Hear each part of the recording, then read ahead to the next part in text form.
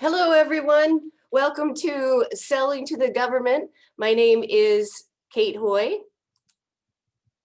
and I am here to talk to you about the very basics of selling to government and how to get started with government contracting.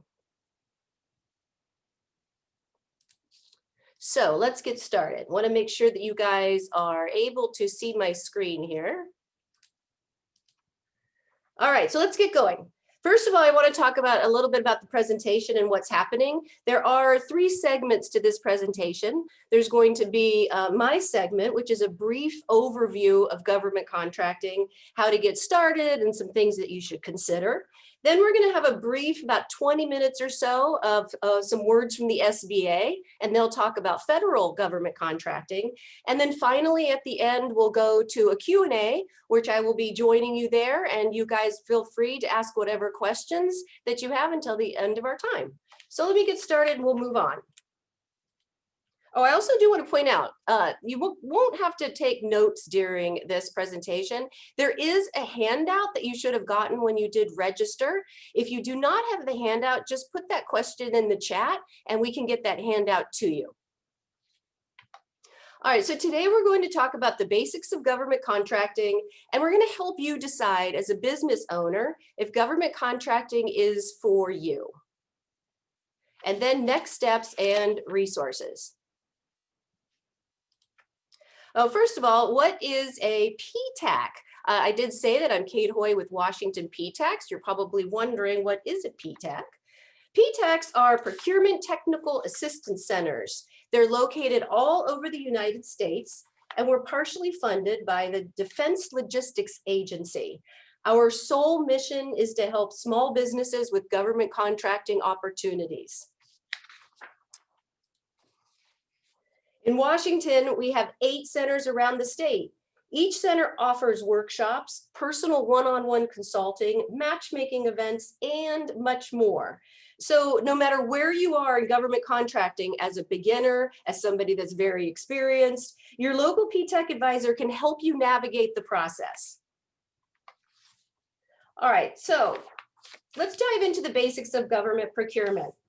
Again, I do want to remind you that there is a companion handout, and on that handout are going to be the links that we discuss here, as well as other notes that you're going to want to keep in mind when going down the government contracting route.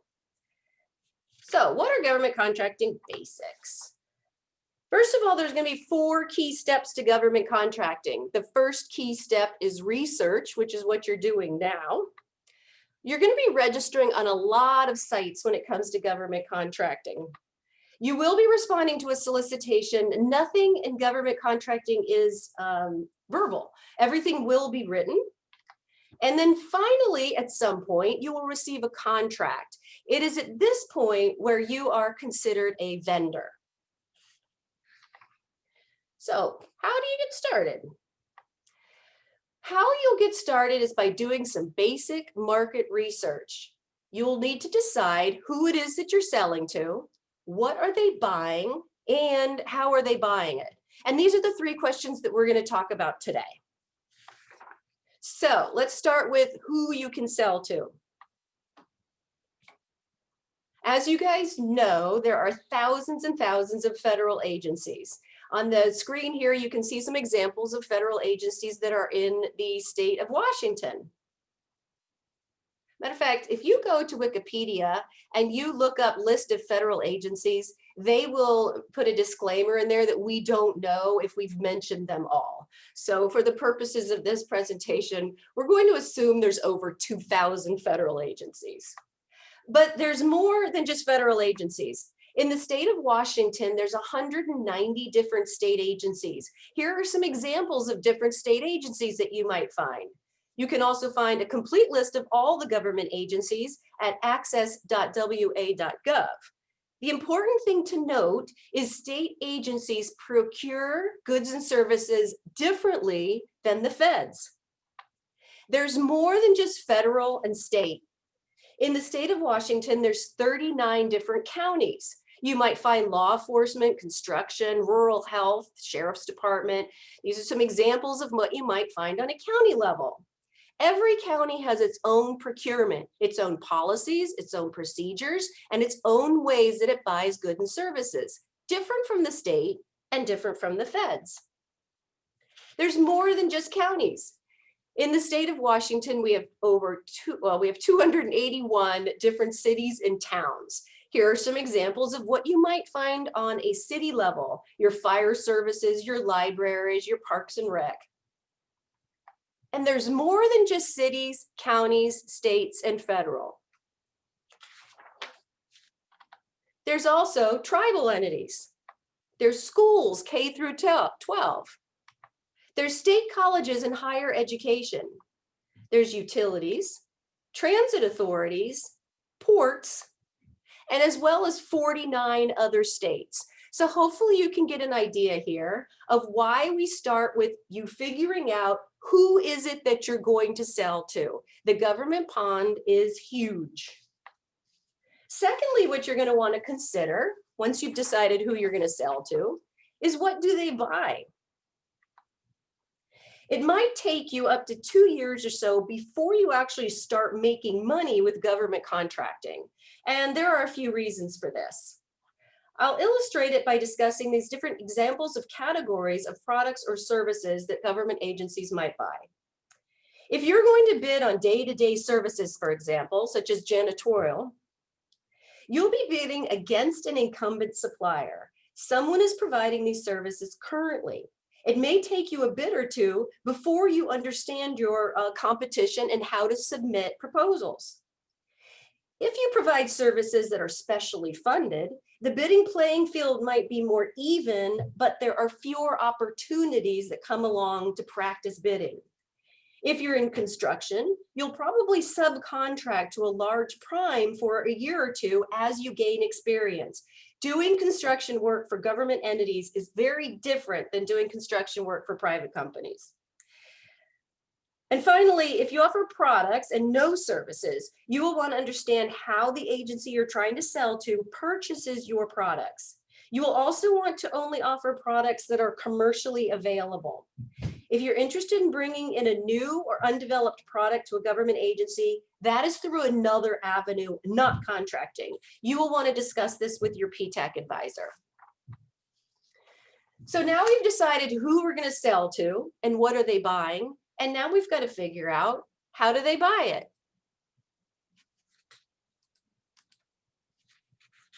How an agency purchases what you're selling will inform how you're going to market to them. One of the most common ways is they post solicitations, which you have probably heard of. On a public arena, $25,000 or greater are to be publicly posted. This is a competitive process. So no matter what level of government you're selling to, at least 2 qualified bids must be received in order for there to be an award. One thing we will tell you and remind you of constantly, that the process to register and bid on government contracts is free from beginning to end.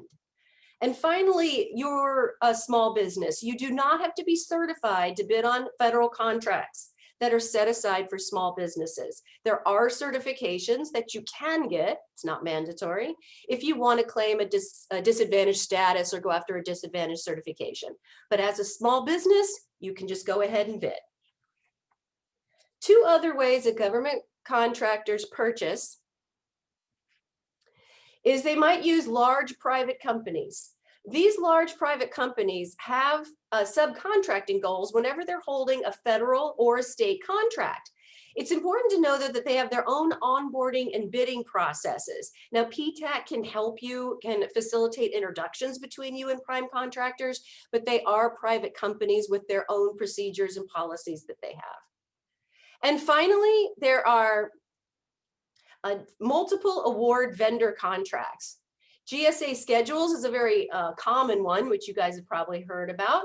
That's when you get on a contract, and then during the life of that contract, perhaps 3 or 5 years or so, you will have opportunities to bid on smaller contracts that come up. In construction, you might see the term MATOCs, which is multiple award task order contracts. The state of Washington has hundreds of master contracts. And on a city level, you might see terms like rosters or QVL or on-call lists, all basically the same thing. They are multiple vendor award contracts that you must get on first, and then you bid on smaller opportunities as they come along. So how does the government help small businesses? First of all, they create small business opportunities. Every state has their own way of doing this. In the state of Washington, up to $40,000 can be placed directly with qualified small businesses. Also in the state of Washington, when you do register to bid, you will check if you're veteran owned or if you're a small business.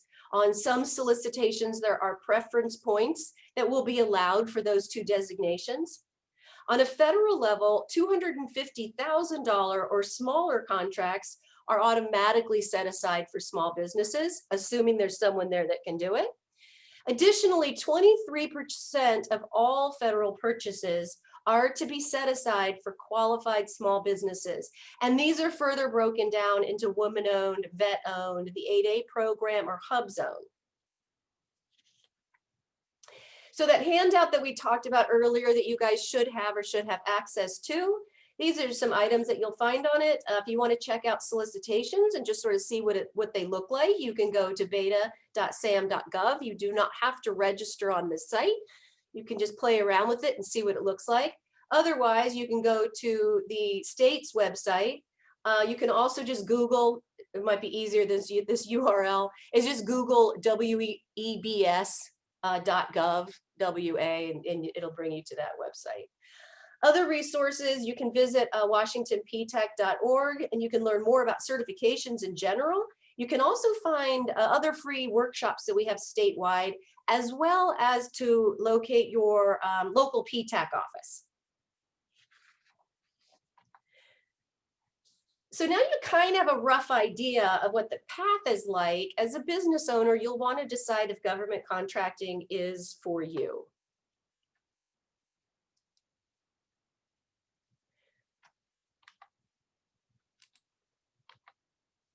First of all, you will be ready to compete. This is a competitive process.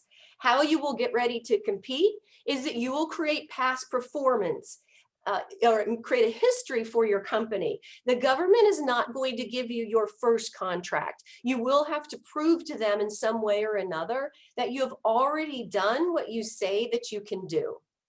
This past performance, by the way, can be in the commercial or private sector. It does not have to be in government contracting. Getting involved with government contracting can be very time consuming, and you want to make sure that you have the time and the resources to commit to the process.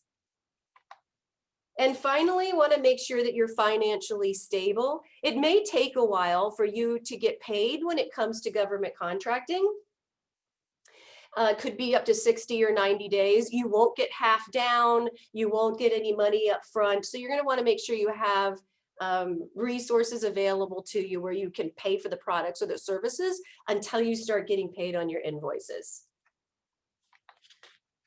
So again, I'm going back to this handout. What we recommend for best practices for succeeding with government contracting is that you first create a solid business plan, that you have 2 years experience in the commercial market, and you create a target market plan by deciding just what we've talked about. Who are you selling to? What do they buy? And how do they buy it? So very quickly on next steps and resources, if you're in the conceptual stages of your business, or you have less than 1 year in business, or you're not financially secure, you may want to meet with one of the PTAC resource partners, such as SCORE or SBDC or the Women's Business Center, who are all, I believe, have booths here today, and learn how to secure more commercial work before going into government contracting. But if you're legally established and you do have experience in the current business, you maybe want to be ready to explore government contracting further, then the next step is to meet with a PTAC counselor and learn about your opportunities in government contracting. We would want to get in detail with you, so that's why a personal one-on-one appointment is very helpful. We can find out your situation and what's going on and get you ready with next steps. So now I'm going to switch over to our next presentation. Hold on a second as I get this. And we're going to hear from the SBA briefly, and they will talk about federal contracting. Hi, this is Anna Singh. I'm a business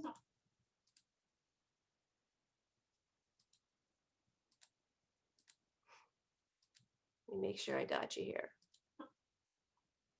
opportunity Okay, there we go. At the U.S. Small Business Administration located at the Seattle District Office. Today I'll be talking about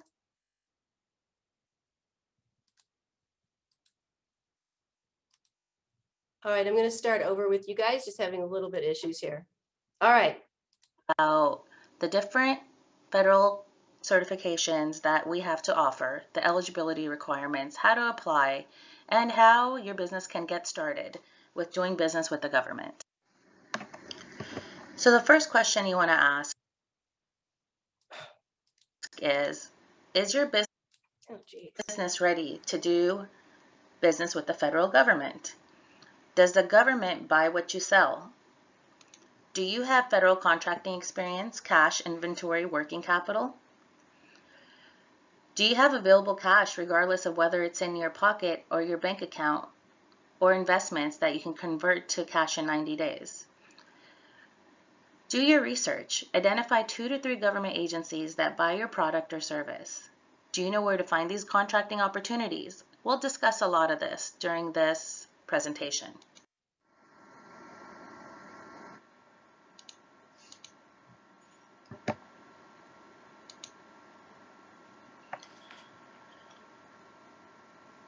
The government is considered the world's largest buyer. Purchases by military and civilian installations amount to nearly $500 billion a year. The government's procurement policy, which encourages prime and subcontracting opportunities for small businesses, is a catalyst for economic growth. The federal statute defines government-wide prime contracting goals, which represents a primary tool in helping small businesses to be considered for government contracts.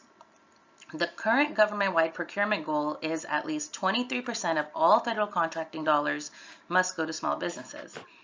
The 3 methods of limiting competition to win government contracts include full and open competition, where small and large businesses can compete after contracts, small business set-asides, including certification-based and socioeconomic categories, and sole source. Limited competition can help small businesses win government contracts.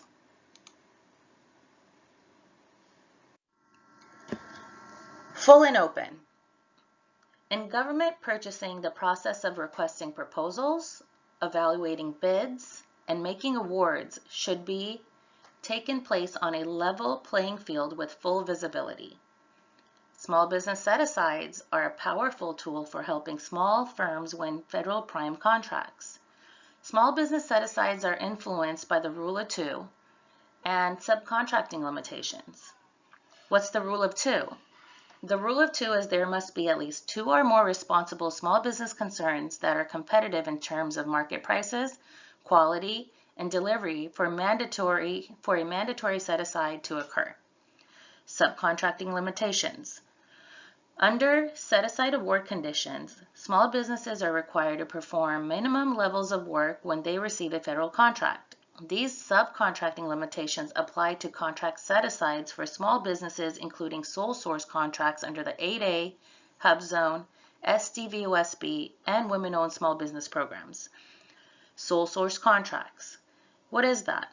A sole source contract is an exception to competition. It is often justified under circumstances of unusual or compelling urgency, but there are a number of other permitted justifications. Only one firm can provide work or product, unusual compelling urgency, industrial mobilization or expert services, international agreement, national security or public interest, authorized or required by law, for example, the small business economic programs such as the 8A program, HUBZone program, Women-Owned Small Business Program, and the Service Disabled Veteran-Owned Small Business Program. And it's permitted under certain small business contracting and business development programs, such as the 8A program.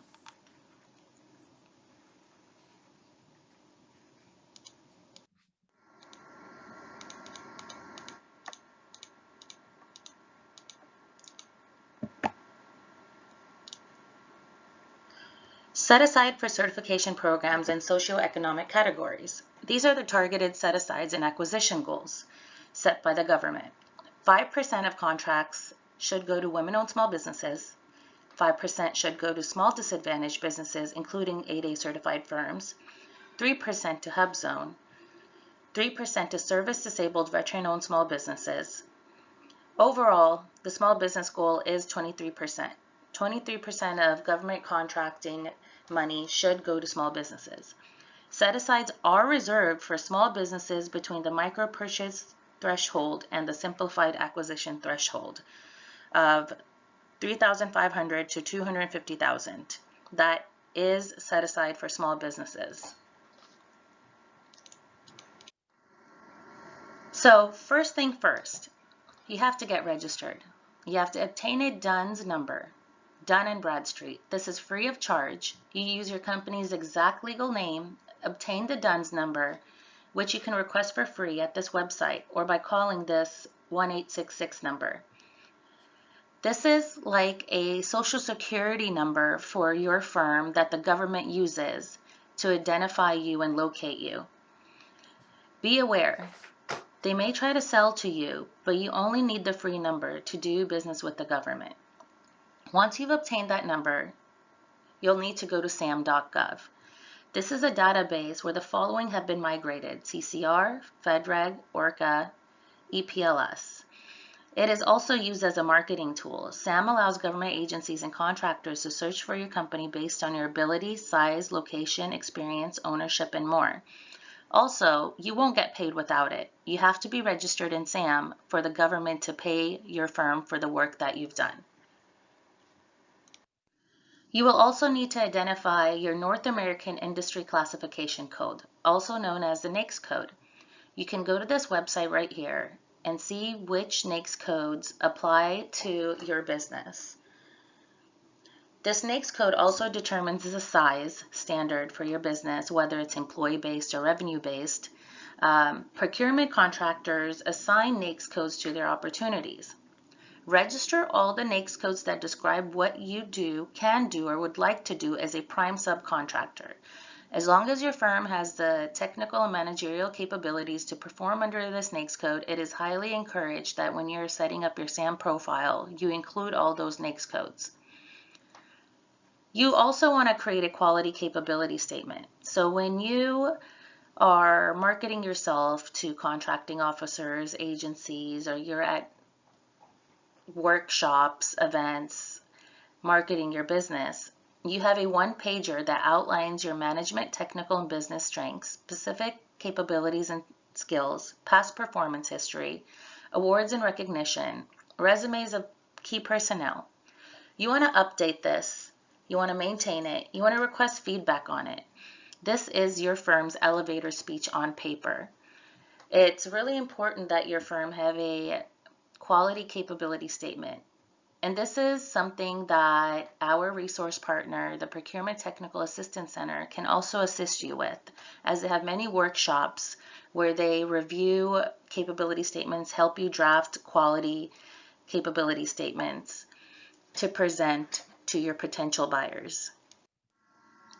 Today I'll be discussing these 5 SBA certifications: the 8A Business Development Program, the Historically Underutilized Business Zone Certification, Service Disabled Veteran-Owned Small Business Certification, the Women-Owned Small Business Certification, and the Economically Disadvantaged Women-Owned Small Business Certification. The 8A Business Development Program. What is the 8A Business Development Program? You can learn more about this on our website. at www.sba.gov/8ABD.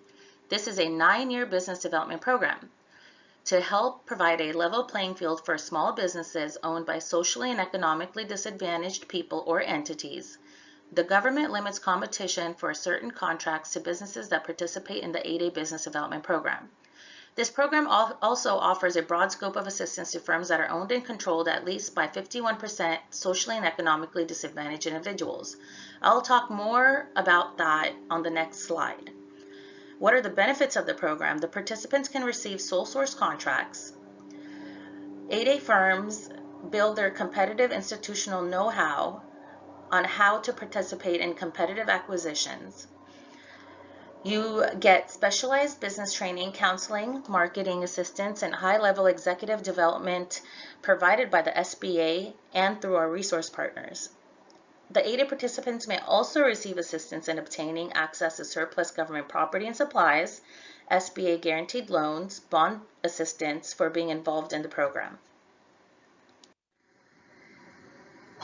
These are the listed eligibility requirements. The business must be a small business per the NAICS code, the size standards, not already have participated in the 8A program. The individual must be an American citizen by birth or naturalization. At least 51% owned and controlled by socially and economically disadvantaged individuals. So when I say socially disadvantaged groups, that includes Black American, Hispanic American, Native American, Asian Pacific American, Subcontinent Asian American. Economically disadvantaged businesses must have the personal net worth below $750K. The average adjusted gross income for 3 years is $350,000 or less. The business should be active for 2 years, and this is to demonstrate potential for success. The principals must show good character. The owner must manage day-to-day operations and also make long-term decisions. And the product or service should be regularly purchased by the federal government. Historically Underutilized Business Zone Program, also known as the HUBZone Certification.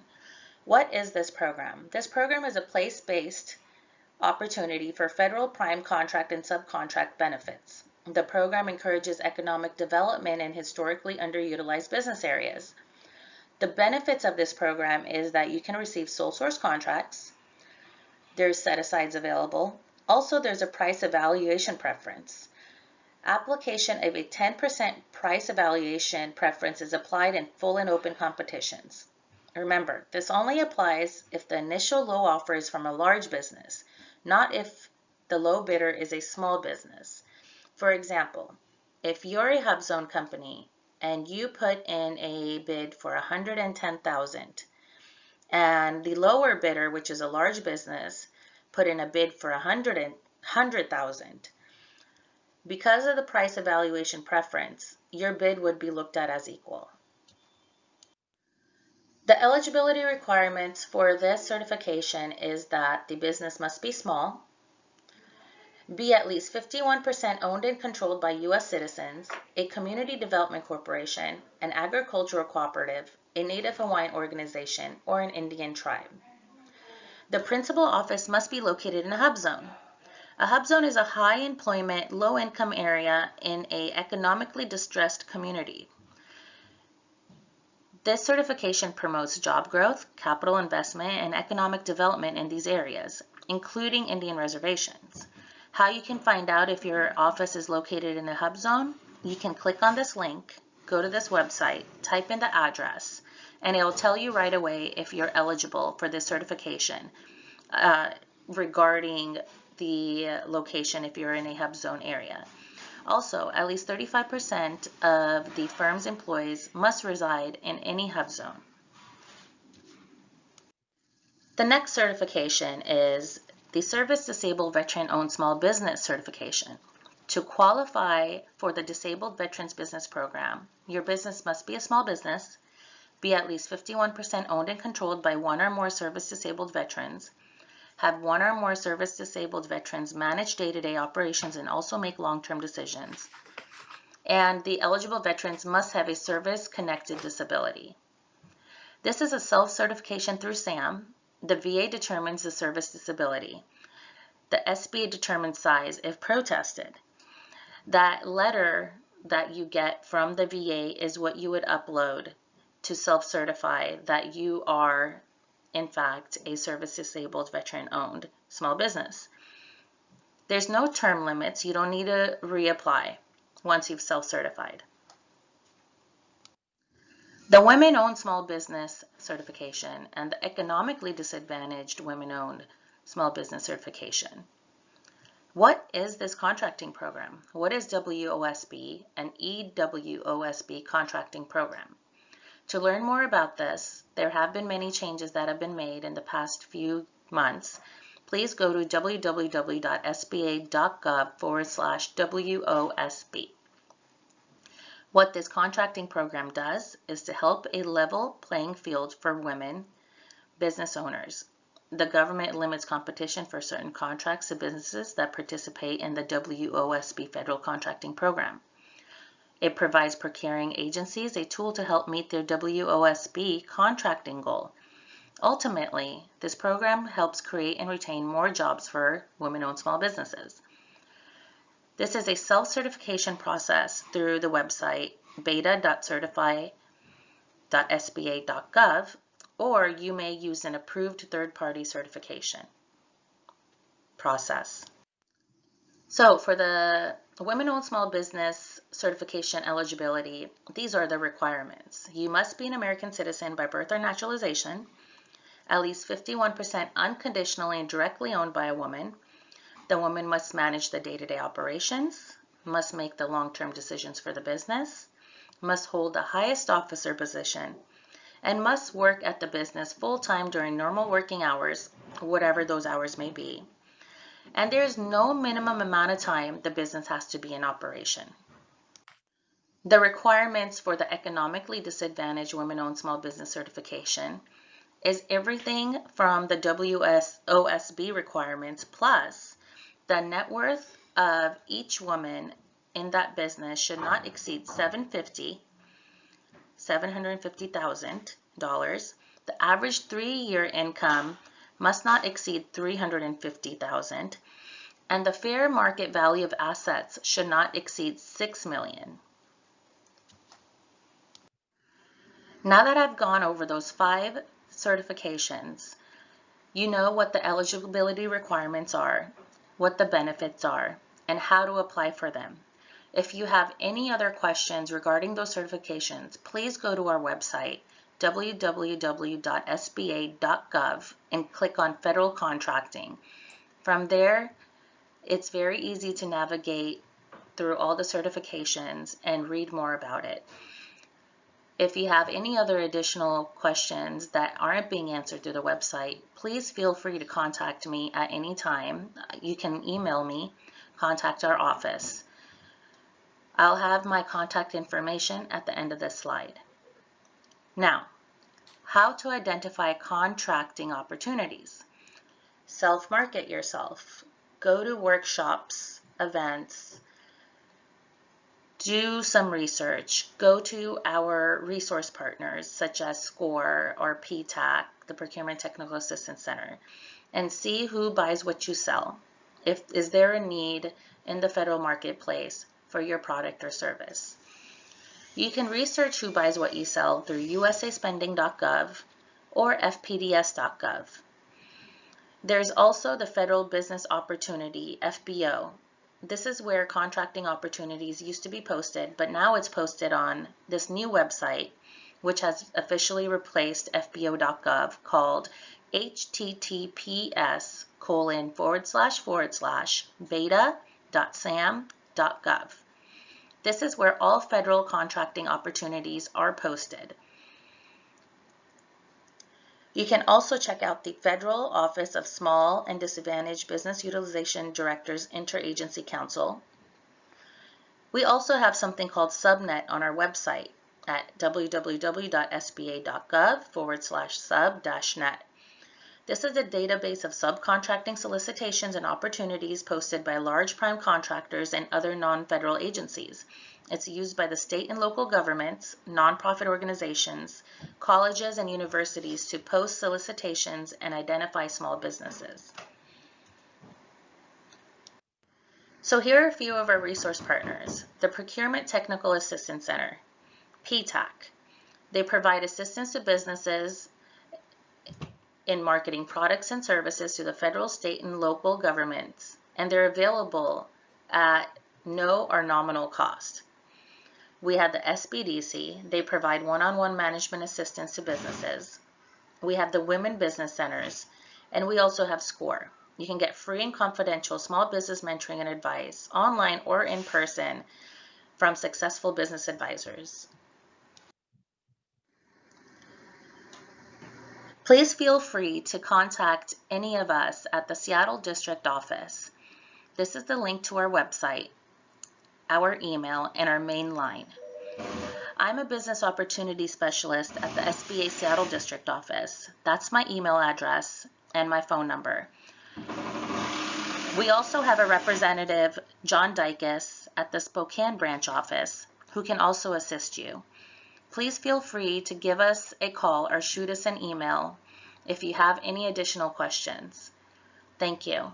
Have a good day.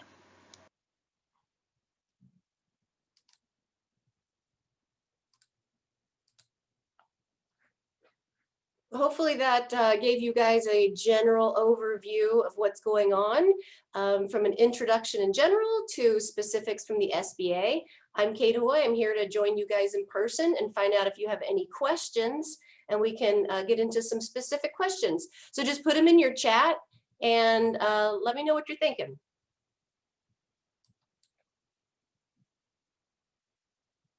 I've got one question in here. I'm not sure what exactly you're asking, but what kind of vehicle does the government buy?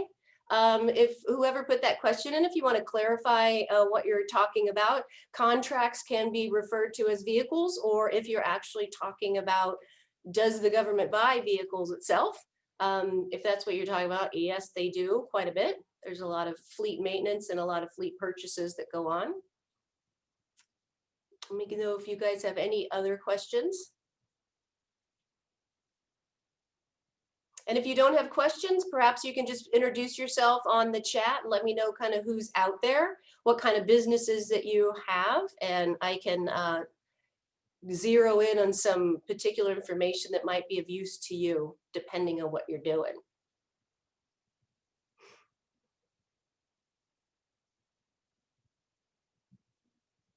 All right, I have one question that's come in about how complicated is it to become a woman-owned business. It depends on how you want to look at that. In the commercial world, when you set up your business and you're woman-owned, you are inherently a woman-owned business. So when you come to the government contracting, you still are a woman-owned business. What the question is how do you certify to be a woman-owned business? And understanding why you certify is very important. The reason that you need to certify when you come into government contracting is contracting officers aren't going to take your word for it that you are woman-owned, or you are in a HUBZone, or you are vet-owned. So you go through some kind of process to prove that you are this. And that is if you want to partake in the set-asides that are set aside for women-owned businesses. Keep in mind, you can bid on anything that's not specially set aside. So you don't have to only bid on set-aside women-owned businesses. But it's not very complicated. PTAC is here to help you through the process. So we can help you get that going, and that's not complicated. Let's see here. We have a couple of other questions coming in. Do you have to certify every year if you're SBA, small business, woman-owned? They've just changed the rule on this. It used to be a self-certification process, and now it is no longer that. I think you do certify every year or every 3 years. I would have to check into that, but I can let you know if you just want to put your email in there, or you can email me. My email is here on the screen. But yes, there is a regular recertification process that will occur.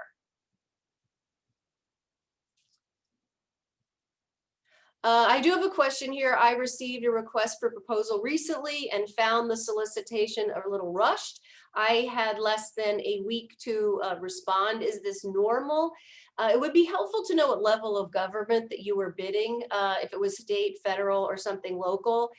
It depends. I'd have to look at the contract and give you some insight. Sometimes something else might have happened before the request proposal, which allowed them to move it quickly. Normally you would get longer time than that because normally the contracting officer is going to want to give the bidders enough time to put together a good proposal and respond. So it could be that something was up. I would have to read that contract and I could give you some insight. Let's see, we have a question. I specialize in backup and continuity solutions. What should I be looking for in ways of contracts? I'm thinking that that is for IT. If you're looking for IT kind of contracts, that can get a little tricky on both the federal and state level. So talk to your PTAC and you can get specific about what IT services that you offer. In both cases, they're in many cases, they're mandatory sources as far and other requirements that come along with bidding on IT contracts. If you mean something else by backup and continuity solutions, let me know specifically what you mean by that, and I can answer in another way. Let's see here. I just retired and need to register my business as an SDVOSB. How long does this take? When you're going after veteran certifications, to keep in mind that there's there's 3 certifications to consider. So the first thing that PTAC will ask you is, who are you selling to? Are you selling to the feds or are you selling to state government? State government has its own VA certification. The feds have 2. If you're selling to the VA, they have their own Veterans First program. That is a complicated process. We can help you through that. If you are looking at selling to other federal agencies, you will self-certify when you register in SAM. And if all that is Greek to you and you don't know what that means, contact PTAC and we will help you through all of that. So again, it depends on what level of government you're selling to, on how complicated that process would be. Let's see, we have one here from Rachel, who's a tech consultant. You're wondering if we have any tips and tricks to stand out in RFIs and RFPs. A lot of it is just, it goes back to kind of marketing and how you present yourself. When we first meet with clients, we do go through all of the platforms that you will be on and your websites, and we create a capability statement. We want you to look legitimate. So when you are responding to an RFI or an RFP and the contracting officers go check you out, which they will, that you look consistent and your story is consistent with everything that you're saying. So that's one of the first things that we will talk to you about. We also want to make sure that you have past performance that is relevant to what's in the RFI or the RFP. We can help you with that also to make sure you're pulling out the right past experience to match. Just offhand, I would say those 2 things. Otherwise, send us specific RFIs and RFPs, and we can read through them and kind of give you some clues, especially if we know the agency well or we're familiar with the RFP. Maybe it's come out before in the past, and we can kind of give you tips and tricks. Another question, if I plan to get certified as woman-owned and economically disadvantaged at both federal and state. So there's a vast difference between the feds and the state when it comes to certifying yourself as a woman-owned business. The first thing we will talk to you about, if you're going after federal certifications, is, are you able to sell to the federal government? There's no sense in going through the entire process of getting certified, which can be a bit cumbersome on the federal level, if you're not selling products that the feds are buying, or if you don't have the experience to win a contract. So the first thing we talk to you about as someone who's looking at a state and federal level is we explore your background and can you win. You can always bid on contracts without being certified. On a state level, just not set aside for federal. On a state level, it's not mandatory to get certified, it's voluntary. So the only preference points that you will get on a state level in solicitations are going to be the vet-owned, or if you're a small business. There are some subcontracting goals on the state level that may benefit you when you're certified as a woman-owned. But that, again, we would talk to you in particular and see who are you selling to, what industry are you in, and what certification makes the most sense.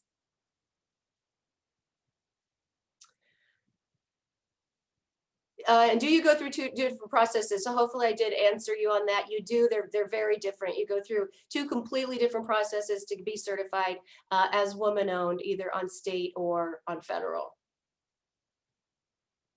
Here's a question. I have a car rental or sell business. Is that something that government looks for? Well, yes, as we mentioned, you can imagine how many cars government agencies purchase. On the state level, there's a lot of state cars. There's also the maintenance of the cars. On the federal level, there's a lot of cars. So between sheriff's departments and buses and the post office, and as well as personal vehicles that federal employees or state agencies might have, lots and lots of opportunities to sell vehicles. Probably sell more than rent, but we'd look into that and see where you're located geographically. This is an example of looking up a master contract that may already be in place. So on the federal level as well as the state level, that's the first thing that we'll want to check and see, is there already someone in there selling these? How long is the contract that they have up for? And see if you're better suited to try to subcontract to them. And that's something that we can help you with all the way through.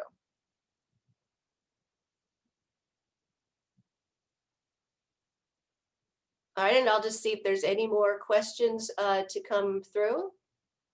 Rachel did mention one thing in her question about RFIs. I'm not sure if the audience is familiar with that that acronym, but that's a request for information. On a federal level, it might be known as sources sought, but that's when the government puts out a notice saying, we don't know really what we're doing here, or they're trying to do market research, see how many women-owned businesses offer this, or they need a solution to something that they're thinking about. It's not a proposal directly, but it is a way to get in and inform the government on something that they may be putting a proposal out for in the future. And there's many different ways to inform them or to help that RFP get put together properly. So PTACs can help you with that also.